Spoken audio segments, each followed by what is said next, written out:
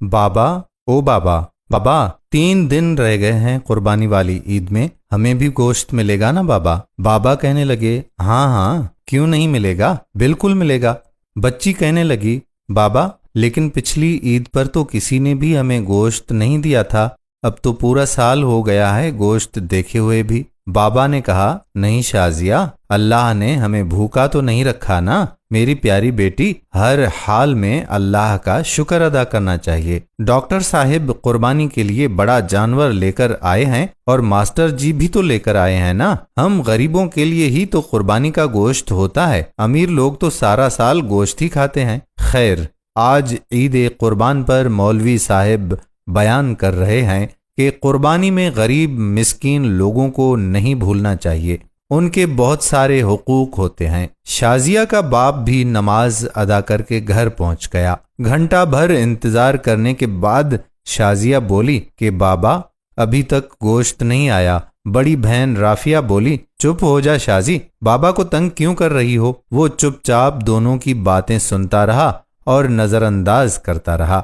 کافی دیر گزرنے کے بعد جب کہیں سے گوشت نہیں آیا تو شازیہ کی ماں بولی کہ جی سنیے جی، میں نے تو پیاز اور ٹماٹر بھی کاٹ دیے ہیں لیکن کہیں سے ابھی تک گوشت نہیں آیا، کہیں بھول تو نہیں گئے ہماری طرف گوشت بھجوانا، آپ خود جا کر مانگ لیں۔ باپ بولا شازیہ کی ماں تمہیں تو پتا ہے آج تک ہم نے کبھی کسی سے کچھ مانگا ہی نہیں، اللہ پاک کوئی نہ کوئی سبب پیدا کرے گا۔ دوپہر گزرنے کے بعد شازیہ کے اصرار پر پہلے ڈاکٹر صاحب کے گھر گئے اور بولے ڈاکٹر صاحب میں آپ کا پڑوسی ہوں، کیا قربانی کا گوشت مل سکتا ہے؟ یہ سننا تھا کہ ڈاکٹر صاحب کا رنگ لال پیلا ہونے لگا اور حقارت سے بولے پتہ نہیں کہاں کہاں سے آ جاتے ہیں گوشت مانگنے، اور تڑاک سے دروازہ بند کر دیا۔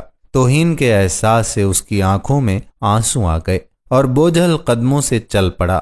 راستے میں ماسٹر جی کے گھر کی طرف قدم اٹھے اور وہاں بھی وہی دستے سوال۔ ماسٹر جی نے گوشت کا سن کر عجیب سی نظروں سے دیکھا اور چلے گئے۔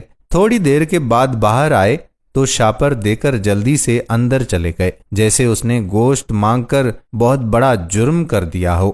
گھر پہنچ کر دیکھا تو صرف ہڈیاں اور چربی۔ خاموشی سے اٹھ کر کمرے میں چلے گئے اور خاموشی سے رونے لگے۔ بیوی آئی اور بولی کہ کوئی بات نہیں، آپ غمگین نہ ہوں، میں چٹنی بنا لیتی ہوں۔ تھوڑی دیر بعد شازیہ کمرے میں آئی اور بولی بابا ہمیں گوشت نہیں کھانا، پیٹ میں ویسے بھی درد ہو رہا ہے۔ یہ سننا تھا کہ آنکھوں سے آنسو گرنے لگے اور پھوٹ پھوٹ کر رونے لگے، لیکن رونے والے وہ اکیلے نہیں تھے، 2 بچیاں اور بیوی بھی آنسو بہا رہے تھے۔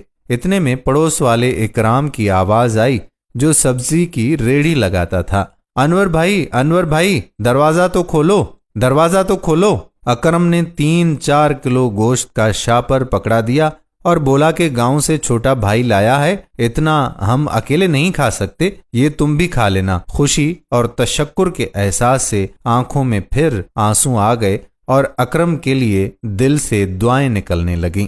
گوشت کھا کر ابھی فارغ ہوئے ہی تھے کہ بہت زور کا طوفان آیا، بارش شروع ہو گئی، اس کے ساتھ ہی بجلی بھی ہو گئی غائب۔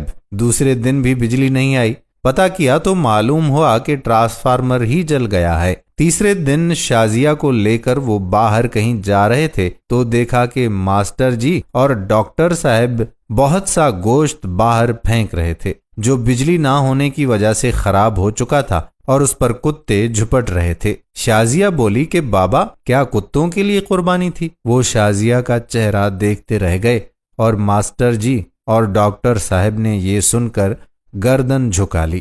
خدا را احساس کریں غریب اور مسکین لوگوں کا۔ یہ صرف ویڈیو ہی نہیں، اپنے آس پاس خدا را مساکین کی ضرورتوں سے ہمہ وقت آگاہ رہنے کی آپ سے درخواست بھی ہے۔ اس قربانی پر اپنے پڑوسیوں میں خدا را مساکین کو بھی ضرور اس کا حصہ دیں تاکہ وہ آپ کے لیے دعاگو ہوں۔ آج کی ہماری ویڈیو اگر آپ کو پسند آئی ہو تو اپنے دوستوں کے ساتھ شیئر ضرور کر دیجئے۔ اور ساتھ ہی ساتھ ہمارے یوٹیوب چینل راہ حیات آفیشل کو سبسکرائب کریں اور فیس بک پر ہمارے پیج راہ حیات کو لائک کر کے فالو کر دیجئے تاکہ ہم ایسی مزید معلوماتی اور دلچسپ ویڈیو آپ تک پہنچاتے رہیں۔ جزاک اللہ خیرہ۔ آنے والی ویڈیو تک اپنے میزبان قادر بخش کلہوڑو کو اجازت دیجئے۔ اللہ حافظ۔